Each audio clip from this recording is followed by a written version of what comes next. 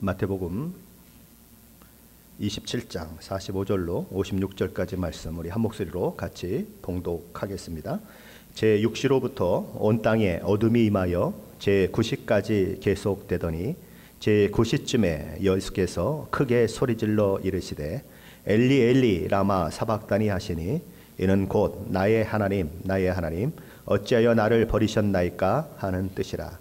거기 섰던 자 중 어떤 이들이 듣고 이르되 이 사람이 엘리야를 부른다 하고 그 중에 한 사람이 곧 달려가서 해면을 가져다가 신포주주에 적시어 갈대에 꿰어 마시게 하거늘 그 남은 사람들이 이르되 가만두라 엘리야가 와서 그를 구원하나 보자 하더라. 예수께서 다시 크게 소리 지르시고 영원히 떠나시니라. 이에 성소 휘장이 위로부터 아래까지 찢어져 둘이 되고 땅이 진동하며 바위가 터지고 무덤들이 열리며 자던 성도의 몸이 많이 일어나되 예수의 부활 후에 그들이 무덤에서 나와서 거룩한 성에 들어가 많은 사람에게 보이니라. 백부장과 및 함께 예수를 지키던 자들이 지진과 그 일어난 일들을 보고 심히 두려워하여 이르되 이는 진실로 하나님의 아들이었도다 하더라. 예수를 섬기며 갈릴리에서부터 따라온 많은 여자가 거기 있어 멀리서 바라보고 있으니 그 중에는 막달라 마리아와 또 야고보와 요셉의 어머니 마리아와 또 세베대의 아들들의 어머니도 있더라. 아멘. 예수님은 새벽 6시 우리가 새벽 기도를 시작하는 이 시간에 빌라도의 법정에서 신문을 받으시죠. 그리고 유대인의 시각으로 3시 우리 시간으로 아침 9시에 십자가에 달리십니다. 오늘 저와 여러분이 읽은 본문 45절의 제6시는 낮 12시를 가리키는 말입니다. 예수께서 십자가에서 달리신 지 3시간 후인 낮 12시라고 하면 팔레스타인의 그 하늘에는 뜨거운 태양이 내리쬐는 아주 밝은 대낮인 것입니다. 그런데 그때에 온 땅이 캄캄해졌다는 것입니다. 어둠이 임했다는 거죠. 그것도 무려 3시간이나 캄캄한 어둠이 임했다는 것입니다. 가장 밝아야 할 대낮 3시간 12시부터 오후 3시까지 어둠이 임했다는 거죠. 이 어둠이 임했다는 이 사실은 하나님의 진노가 죄에 대한 하나님의 진노가 얼마나 큰지를 보여주는 상징적인 그런 사건인 것입니다. 아모스 선지자는 아모스서 8장 9절에서 하나님의 우주적 진노를 언급하면서 하나님께서 그날에 내가 해를 대낮에 지게 하며 백주의 한낮에 땅을 캄캄하게 하실 것이다 라고 그렇게 예언하고 있습니다. 이스라엘 백성들이 출애굽해서 이렇게 애고로부터 나오는 그 일들을 하게 될 때에 하나님께서는 10가지 재앙을 내리시는데 그 중에 9번째 재앙이 무슨 재앙이었냐면 흑암 재앙이었습니다. 그때 하나님께서는 애굽 온 땅에 빛을 비추지 않고 달과 별도 없는 그야말로 캄캄한 날을 무려 3일 동안이나 계속되게 하셨습니다. 그리고 이제 그 이후에 내려지는 재앙이 10번째 재앙이죠. 이 10번째 재앙이 내려지기 전에 하나님께서는 문설주와 임방에 어린 양의 피를 바르라고 그렇게 얘기합니다. 내가 어린 양의 피를 바른 그 집은 넘어갈 것이다. 그래서 패스오버 6월절이 그렇게 탄생하게 되는 것입니다.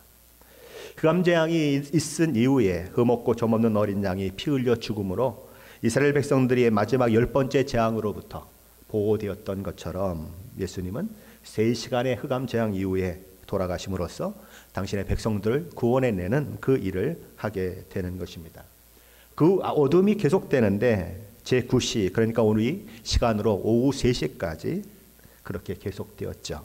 그럴 때에 예수님은 이렇게 말씀하시는 것입니다. 엘리 엘리 라마 사박다니 나의 하나님 어찌하여 나를 버리시나이까. 온 인류의 죄가 한꺼번에 그의 몸에 쏟아지는 그것들을 경험하시는 우리 주님의 그 외침이죠. 또한 하나님께 단절되는 하나님께로부터 버림받는 그 상태를 경험하는 바로 그 시간에 우리 주님이 외치셨던 외침인 것입니다. 죄는 그렇게 저와 여러분을 하나님과 단절시킵니다.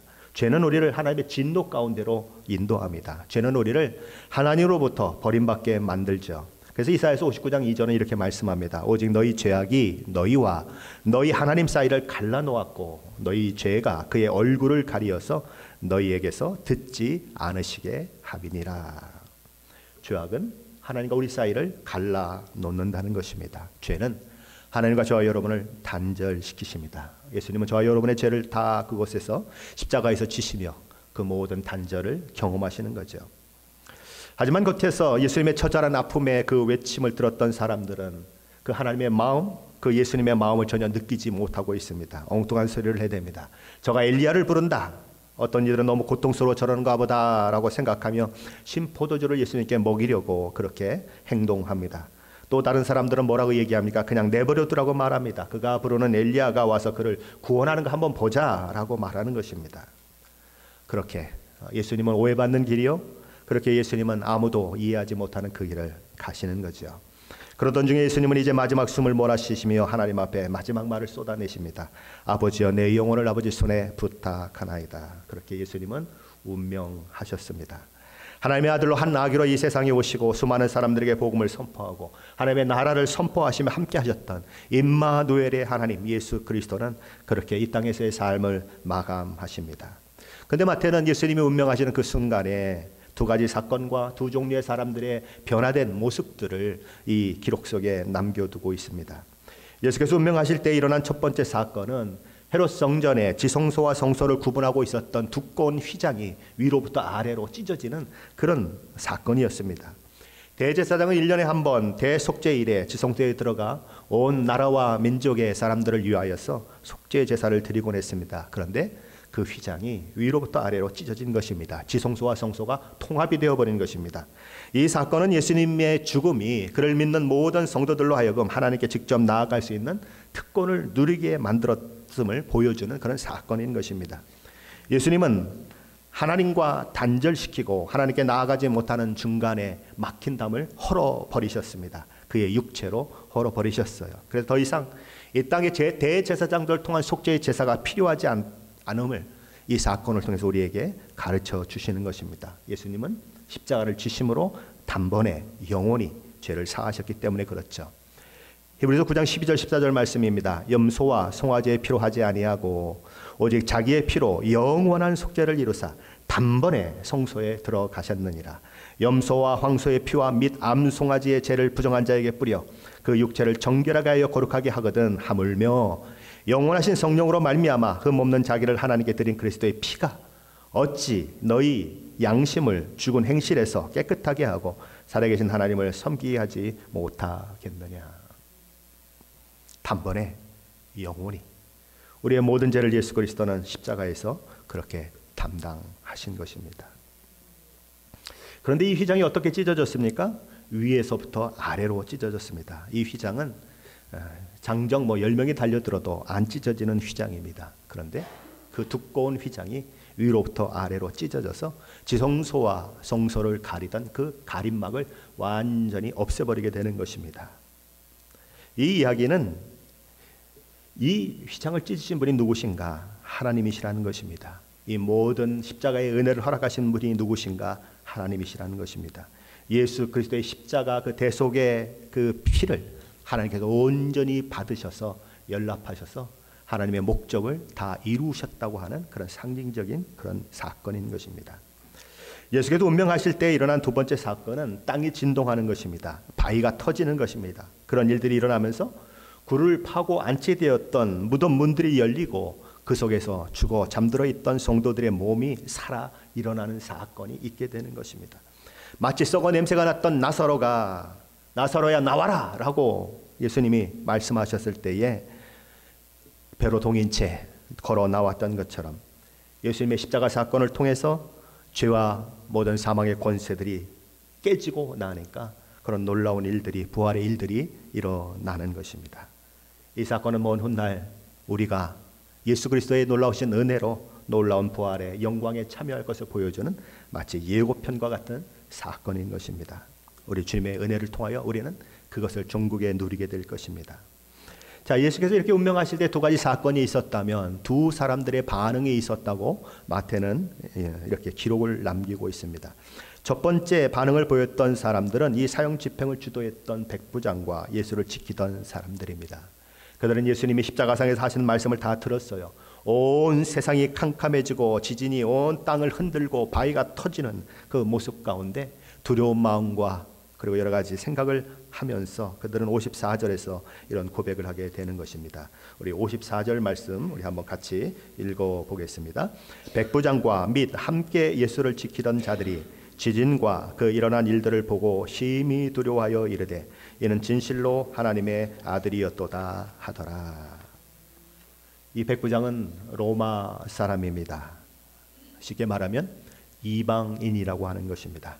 하나님의 구원으로부터 멀리 떨어져 있던 사람들, 하나님의 구원으로부터 전혀 상관없다고 그렇게 인정되었던 사람들이 바로 이방인인 것입니다. 그런데 이방인 로마 백부장의 그 입술에서 베드로가 신앙 고백을 했던 그 고백이 흘러나오고 있다고 하는 것은 참 귀한 것입니다.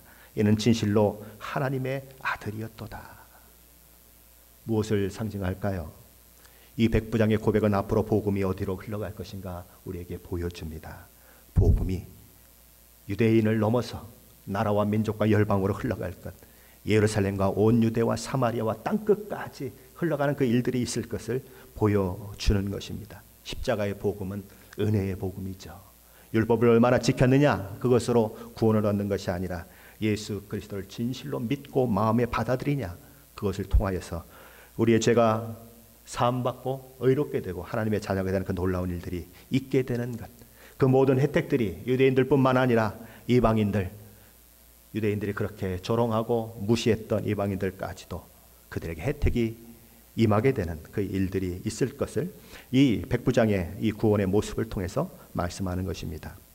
마태가 소개하는 두 번째 사람들은 여러 여인들이었습니다. 55절 56절 말씀인데 우리 함께 읽어보겠습니다. 55절 56절입니다.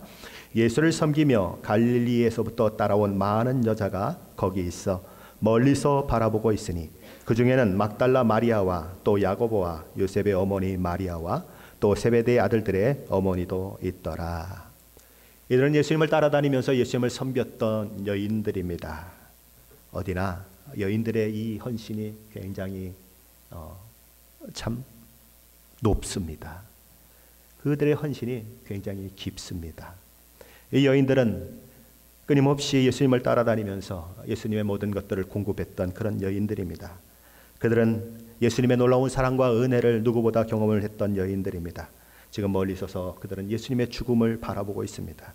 아마 그들의 마음은 슬픔으로 메어졌을 거예요. 걷잡을 수 없는 슬픔이 그들의 마음을 강타했을 것입니다. 그런데 이들 중에는 후에 예수님이 어디에 묻히셨는지를 확인하고 예수님의 시신을 위해 향품을 준비하는 여인들이 있습니다. 예수님의 부활하신 모습을 인류 최초로 목격한 여인도 있어요. 막달라 마리아가 바로 그 여인이죠. 예수님 생전에도 그렇게 예수님을 사랑하며 섬기더니 이들은 예수님이 죽으시는 현장을 지키고 예수님의 시신의 발을 향료를 준비하고 예수님의 부활을 11 제자보다도 더 먼저 눈으로 확인하는 그 영예를 누리는 것입니다. 참으로 귀한 여인들이죠. 그런데 오늘 성경은 이 여인들보다 더 복되고 아름다운 사람들이 저와 여러분이라고 말씀합니다. 우리는 이미 예수 그리스도의 십자가를 경험한 자들이요, 예수 그리스도의 부활을 경험한 자들이요, 예수 그리스도의 재림을 기다리고 있는 자들입니다. 날마다 하나님의 말씀을 통해서 하나님의 음성을 듣는 자들이요, 기도로 하나님 앞에 나아가 하나님을 만나는 자들입니다. 그분의 음성을 듣는 자들이죠. 여인들은 마지막 순간까지 예수님과 함께 있었습니다. 저와 여러분은 어떻게 하시겠습니까? 주님은 이 땅에 다시 오시겠다고 말씀하십니다. 이 마지막 시대에 믿는 자를 보겠느냐고 말씀하십니다. 왜 믿는 자를 보겠느냐고 말씀하십니까? 믿기가 어려운 시대이기 때문에 그렇습니다. 그럴 때 여인들은 예수님이 부활할 것을 생각하지 못했어요. 그렇죠? 생각하지 못했어요. 예수님이 죽으셨다고 하는 것은 그들의 모든 것이 끝났다는 그런 신호예요. 그들에게는, 그 당시는. 그럼에도 불구하고 그들은 그 자리에 있는 거예요. 예수님을 사랑하는 마음으로 그 자리에 있는 것입니다. 때로 인생을 살면서 마지막인가 생각할 만큼 힘들 때가 있습니다. 하나님을 불러도 하나님은 대답하시지 않는 것 같고 어려울 때가 있습니다. 마지막인가? 아니에요. 십자가의 죽음이 마지막이 아니에요. 이 여인들은 그 죽음의 자리까지 따라가고 결국 부활하신 예수 그리스도를 만나는 영광을 누리는 것입니다. 마지막 시대, 믿음을 지키기 어려운 이 시대에 저와 여러분은 살아가며 우리는 죽는 자리까지 하나님 앞에 나아가야 하는 것입니다. 내게 하나님의 그 임재와 하나님의 놀라운 것들이 느껴지지 않는 그 순간에도 하나님 도대체 어디 계세요? 라고 부르짖을 수밖에 없는 그런 상황을 만난다고 하더라도 십자가같이 따라갔던 여인들처럼, 그리고 그 죽은 예수 그리스도를 위하여서 향품을 준비하고 그분에게 향품을 받으러 갔다가 십자가에서 부활하신, 죽었지만 부활하신 그 예수 그리스도를 만나는 영광을 누렸던 것처럼 저와 여러분이 이 땅을 살아가며 마지막 날 우리 주님을 만나게 될 것입니다. 그분을 위해서 준비한 모든 것들, 그분을 위해서 살았던 모든 순간들, 모든 눈물들, 그 예수님 앞에 다 쏟아놓으며 주님의 그 놀라운 영광의 모습을 보며 우리는 기뻐하며 최후의 승리를 얻게 될 것입니다. 여인들의 귀한 믿음을 생각하십시오. 그 여인들처럼 오늘 이 마지막 시대에 주님을 끝까지 놓치지 않고 따라가시며 주님의 재림을 기쁨으로 맞는 저와 여러분이 되시기를 예수 그리스도의 이름으로 간절히 축원합니다.